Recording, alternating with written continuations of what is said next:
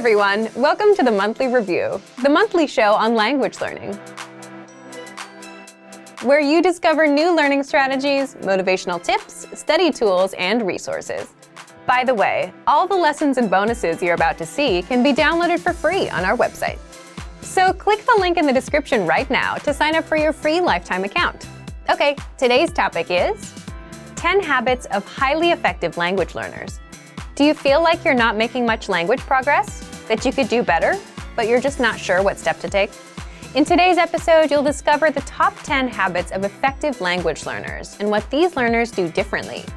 Do you have any of these habits? Keep watching to find out. But first, listen up. Here are this month's new lessons and resources. First, the Being Funny Conversation Cheat Sheet. Want to be able to tell jokes in your target language, or tell someone how funny or unfunny they are? You'll learn how with this brand new cheat sheet. Second, all the language you need for everyday life. Get all of our best conversation cheat sheets rolled up into one. This bundle will get you speaking more. Download it right now before it disappears. Third, must-know book vocabulary. If you love reading and want to talk about books, check out this 1-minute lesson. It'll teach you all of the must-know vocabulary. Fourth, phrases to use with the doctor. Learn how to say phrases like, I have an appointment, I don't feel well, and much more. Fifth, summer plans conversation lesson. Can you talk about your summer plans? Like take a trip and relax at the beach, or stay at home and sit on the internet? You'll be able to with this 1-minute lesson. To get your free resources, click the link in the description below right now. They're yours to keep forever. Okay, let's jump into today's topic. 10 habits of highly effective language learners. If you walk away from this lesson and remember only one habit, let it be this one. Habit number 1, setting small, measurable goals with a deadline. For example, do 30 of our language lessons by the end of this month. 30 is small. You're not learning the whole language here. It's measurable. Either you did 28 or you hit 30, and you know when to reach it by, which gives you motivation. Let's expand on this point even further. You should also set goals for every study session. For example, if your goal is to do 30 lessons in a month, and if a month has 30 days, you know you need to do 1 lesson a day. Our lessons can be anywhere from 3 to 15 minutes long. That gives you your goal for the day. For your study session, do 1 lesson and spend up to 15 minutes on it. That way, you're not confused about what to do or how long to study for. You know what you can expect to accomplish. Another powerful lesson here is that goals take away anxiety. Here's why. Imagine you set a big, vague goal, like I want to be fluent someday. You don't have a plan, but you buy a textbook. You read the first chapter, and then you start worrying about whether you're really learning. You don't know how far you should go, and you have no real plan or specific goal. Then you start worrying about if you'll ever be fluent, so you lose motivation and quit. But if you set a small goal, you know you need to do just 1 lesson a day, 15 minutes, that's it. Habit number 2, creating routines. This ties back to the first habit. If you set a goal like do 30 lessons in 1 month, you know that you need to do 1 lesson a day.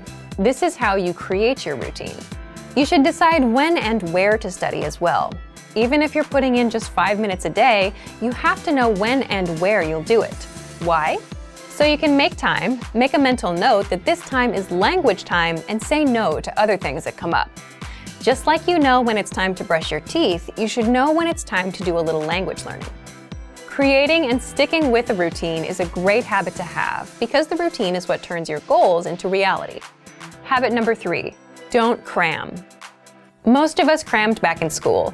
We'd wait till the last day, then study for 5 hours. Even if you pass the test, you still forget it all. But with language, you want to remember it so you can use it. Luckily, our lessons are short and sweet, so you're not spending hours on your studies. The point is that 5 minutes a day every day is better than doing 5-hour cram sessions and burning yourself out. Habit number 4, prepare lines and conversations ahead of time. What do we mean by prepare? Imagine you want to open a bank account in your target language. You can show up at the front desk and grunt and point and try to communicate with body language. Or you can prepare. You look up words like bank account, open, and all the relevant phrases. Or even easier, you can find a lesson on our site. If you want to prepare for daily conversations, then check out our top 25 questions you must know for conversations lessons. These teach you how to ask and answer basic questions like how are you, how was your weekend, and much more. In fact, most of our lessons are based around practical daily dialogues. We give you the exact lines to say, whether for conversations with friends, for shopping, or for opening a bank account. So preparing is a must. It gives you a foundation of words and phrases you can use. It places you miles ahead of other learners. Number 5, get into the habit of producing output.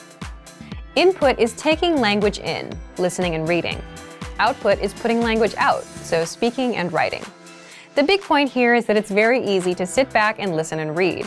You can listen to lessons all day long, but listening helps with listening. It won't get you speaking the language. Here are some of the easiest ways to produce output. For speaking, repeat what you hear out loud.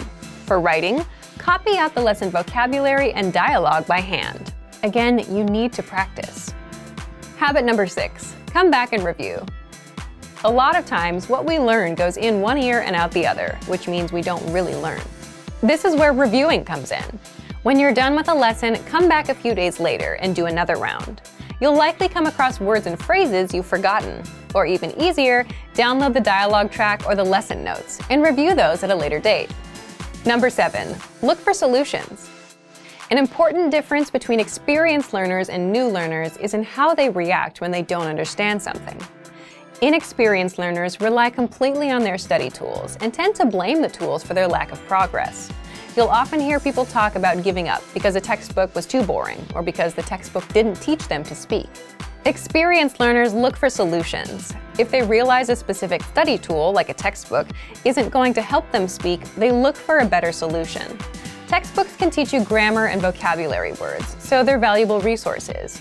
But if speaking is your goal, you have to look for ways to practice speaking, like reading out loud or working with a conversation partner. Number 8, focus on what you're good at.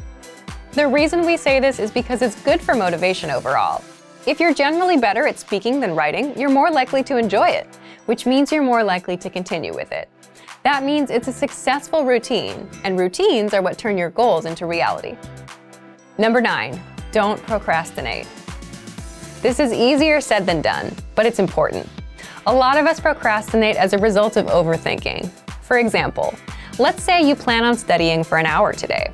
So you remember, I have to study tonight for a whole hour. I don't think I have the time. It's gonna be hard, but I should really try. And it becomes something you have to do, which is a hassle. You've already ruined it for yourself in your head.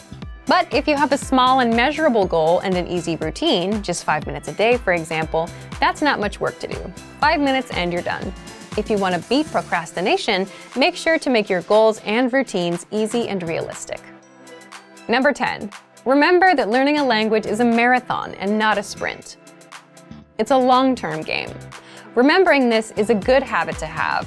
If you're having a bad day or if you missed a goal, that doesn't mean it's all over. It's just a minor stumble in the grand scheme. So, let's recap. Number 1, get into the habit of setting small, measurable goals. Number 2, create a routine. Number 3, don't cram. Number 4, prepare lines and conversations ahead of time. Number 5, get into the habit of producing output. Number 6, come back and review. Number 7, look for solutions. Number 8, focus on what you're good at. Number 9, don't procrastinate. Number 10, remember that learning a language is a marathon and not a sprint. So thank you for watching this episode of Monthly Review. Next time, we'll talk about the power of mistakes. If you enjoyed these tips, hit the like button, share the video with anyone who's trying to learn a language, and subscribe to our channel. We release new videos every week. And if you're ready to finally learn language the fast, fun, and easy way, and start speaking from your very first lesson, get our complete learning program. Sign up for your free lifetime account right now. Click the link in the description. See you next time. Bye!